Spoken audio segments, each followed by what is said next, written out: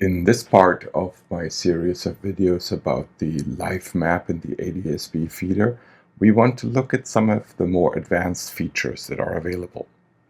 Let's start with the heat map that is offered here at the bottom of the screen as part of the mapping interface. When we click on heat map, we get to the usual map display, but instead of the planes, we see dots for all the spaces where we have found positions of these planes.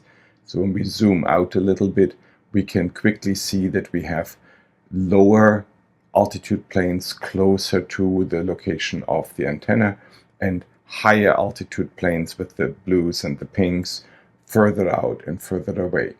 We can use the filter panel here with the filter button on the right to limit to only a certain type of a certain altitude range. One of the things that I like to do is to look at just the low flying planes, so the areas where I can see planes that are closer to the ground or even planes that are landing.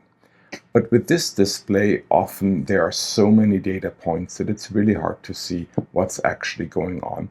There is another way to look at the flights that were recorded. If we go back to the feeder homepage, you will see that there is another link here for tracks.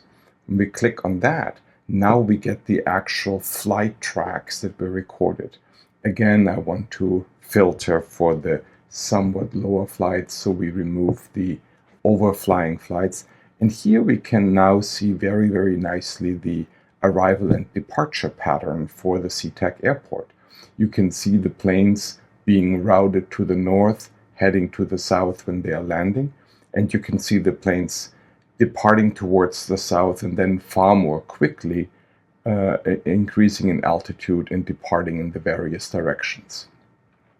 So now that we have the static view of what is available what happened in the past, another interesting way is to actually look at the replay. So what happened a while ago? So let's turn on the tracks so that it's easier to see what our planes are doing.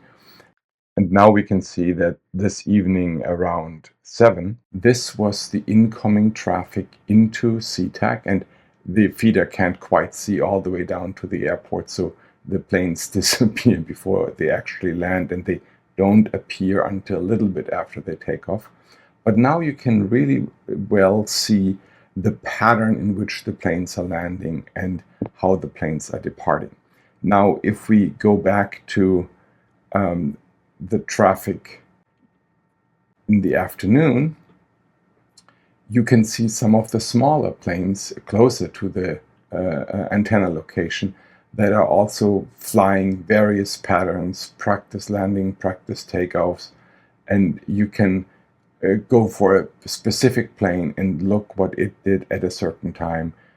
For example, here we are just seeing somebody at a local airport doing touch and go landings and repeated patterns there.